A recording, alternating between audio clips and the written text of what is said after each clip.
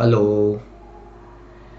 तो आपकी सारी तैयारियां हो चुकी हैं, अब आप लॉ के लिए तैयार हो। तो लास्ट मिनट टिप्स आपको मैं लॉ के पेपर के लिए दे दूं। आपको जो पेपर आएगा वो लॉ और इंग्लिश का दोनों का पेपर एक साथ होगा। आंसर एक ही कॉपी में देने हैं। You have to give answer in the same answer book. ये ध्यान रखिएगा, सेपरेट आंसर बुक नहीं है, सेम आंसर बुक है। इसके बाद सेक्शन ए 60 मार्क्स का रहेगा। क्वेश्चन 1 कंपलसरी रहेगा, कोई 4 करना रहेंगे 5 में से। और इसी तरह से इंग्लिश के अंदर BCAR का पेपर जो आपका रहेगा उसके अंदर भी यही बात रहेगी कि question 7 is compulsory and answer 3 from 4 question. तो इन ऑल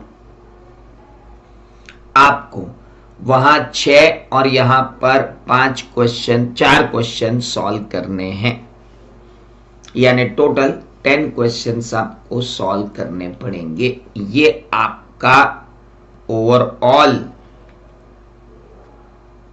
टारगेट रहेगा CA फाउंडेशन के लॉ को कवर करने के लिए एग्जाम में। शुरू में आपको पेपर मिलते ही 15 मिनट का समय मिलेगा।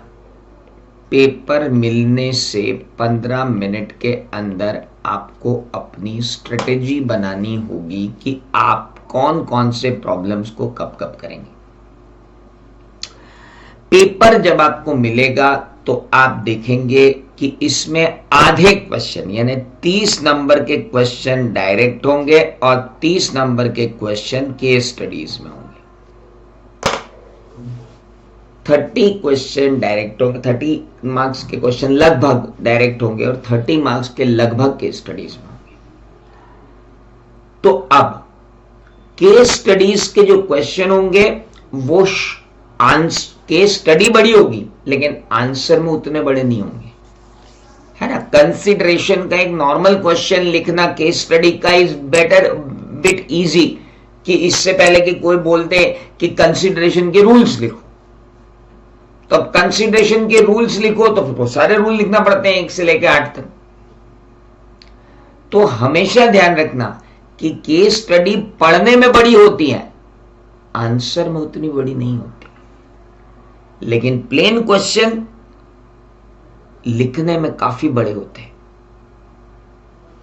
इसलिए आपको थोड़ा ध्यान रखना है। आंसर की लेंथ क्या होगी? 4 नंबर के क्वेश्चन के लिए कॉपी का 70% हिस्सा आपने अगर लिख दिया तो that is more than enough for 4 marks. 1 page is for 5 marks, 1.25 pages for 6 marks and 2 pages are more than enough for 7 marks। 7 marks से बड़ा कोई क्वेश्चन आपको आएगा नहीं, यानी 1.5 से 2 पेज 7 मार्क्स के लिए, 1.25 पेज 6 नंबर के लिए, 1 पेज 5 नंबर के लिए और 70% पेज जो है वो आपका 4 नंबर के लिए और 50% पेज जो है वो 3 नंबर के क्वेश्चन के लिए रहेगा। इस तरीके से अपना कलम को काबू में रख के लिखना है, ऐसे मतलब बहक मत जाना लिखते लिखते। क्वेश्चन लिखते समय ये बात सबसे ज्यादा ध्यान रखनी है केस स्टडी वाले क्वेश्चन में कि पहले लिखना है प्रोविजन। प्रोविजन अगर बड़ा हो जाए तो कोरिलेशन और कंक्लूजन छोटा कर देना, और अगर प्रोविजन छोटा सा हो तो कोरिलेशन एंड कंक्लूजन को बड़ा रखना। ऐसा ना हो जाए कि प्रोविजन भी बड़ा लिख रहे, कोरिलेशन भी बड़ा लिख रहे, कंक्लूजन भी बड़ा लिख रहे हैं और पेपर खत्म हो गया है, बट टाइम खत्म हो गया है और पेपर खत्म होने का नाम ही नहीं ले रहा है। प्रोविजन बड़ा है, कई बार प्रोविजन बड़ा होता है, अगर प्रोविजन बड़ा है तो बड़ा प्रोविजन है तो कोरिलेशन और कंक्लूजन को छोटा कर दो, और अगर प्रोविजन ही छोटा है तो फिर कोरिलेशन और कंक्लूजन को बड़ा कर दो। अपने को ये स्मार्टनेस वहां पे दिखानी पड़ेगी। पहला क्वेश्चन कंपलसरी जरूर है, लेकिन पहले ही किया जाए ये जरूरी नहीं है। हर क्वेश्चन के सारे क्वेश्चन आते हो या ना आते हो, सीरियल से ही करने का अगर आप में कोई खपत है, अगर आप में कोई जुनून है, तो फिर एक काम करो, ये करो कि आपने ए पार्ट लिख दिया, बी पार्ट में आपको कोई दिक्कत है तो बी पार्ट की जगह छोड़ दो, अगले पेज पे सी पार्ट चालू करके लिख दो। एग्जाम खत्म होने से पहले अगर आपको बी पार्ट समझ में नहीं आता है और आप नहीं लिखना चाहते हैं तो उस जगह को इस तरीके से काट दीजिए। ब्लैंक लिख के मत आ जाना, ब्लैंक रख के आ गए तो दिल बी अ प्रॉब्लम। अगर आपको ऐसा लगता है कि ए बी सी ऐसी कॉपी जमी हुई होनी चाहिए तो आप ऐसे ही कर सकते हो। अदरवाइज आपको ए आता है और सी आता है तो ए और सी लिख दीजिए और बी के लिए जगह छोड़ दीजिए, या बी को अगर आपने आखिरी में भी कर दिया समय बचने पे तो आपकी कॉपी इनवैलिड नहीं मानी जाएगी, है ना? हाँ। सबसे पहले जो सबसे अच्छा क्वेश्चन आता है अपने को वही करना है। भले ही लिखा है फर्स्ट क्वेश्चन कंपलसरी है, लेकिन मुझे चौथा क्वेश्चन सबसे पहले अच्छा आता है, सबसे पहले उस क्वेश्चन को कवर करो। आपको 108 मिनट मिलेंगे लॉ का पेपर सॉल्व करने के लिए, और उसमें आपको कुल 12 क्वेश्चन सॉल्व करना पड़ेंगे। यानी लगभग अपन सेफर साइड ले लें तो 7 मिनट से ज्यादा एक क्वेश्चन में नहीं लगाना है।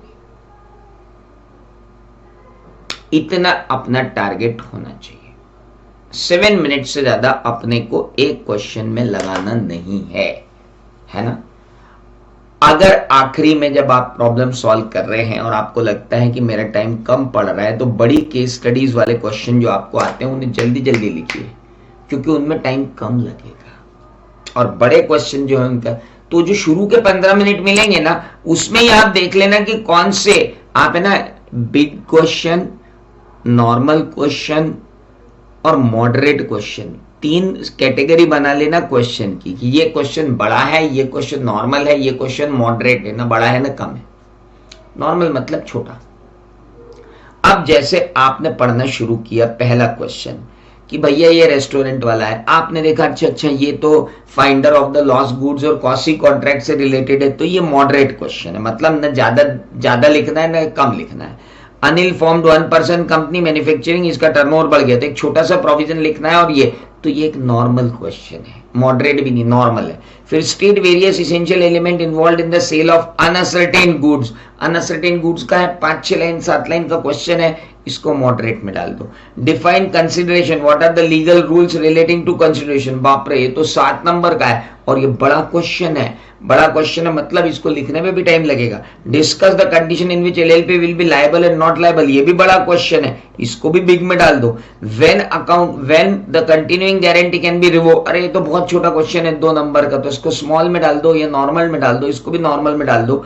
With reference to the provision of Indian Partnership Act, explain various effect of insolvency of partner, छोटा है, मॉडरेट है, ठीक। तो ऐसे जब आप कर लोगे ना मॉडरेट, तो आपको आखिरी में बड़ा अच्छा रहेगा कि भाई मेरे पास टाइम कितना बचा है, तो टाइम जितना बचा उस हिसाब से मैं मार्क्स ज्यादा कवर करूंगा।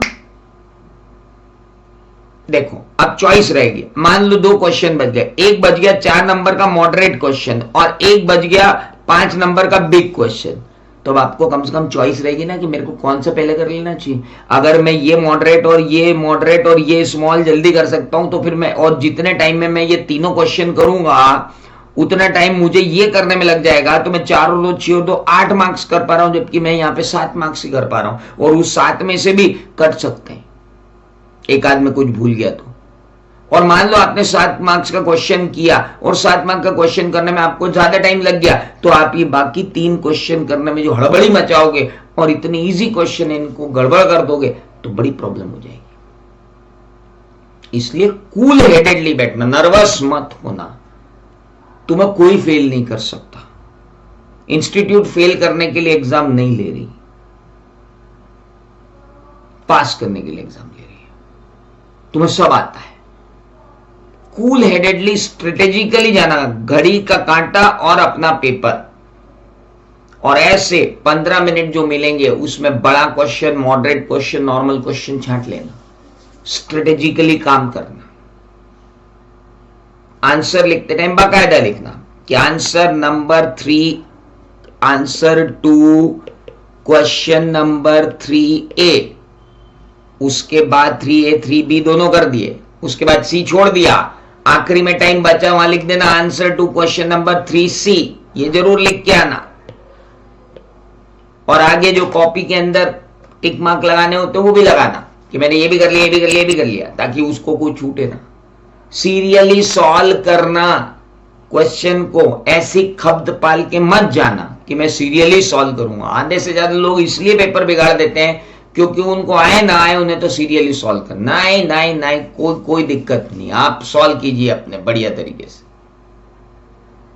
अब कल मैं 3 घंटे का एक डाउट सेशन ले रहा हूं लाइव अपनी जूम क्लास पे, 11 बजे से लेकर 2 बजे तक मैं लाइव रहूंगा। तब तक आप अपने सारे डिफिकल्ट टॉपिक्स निकाल के रख लो, एक बार फिर रिवाइज करवा दूंगा कल। Till then good bye.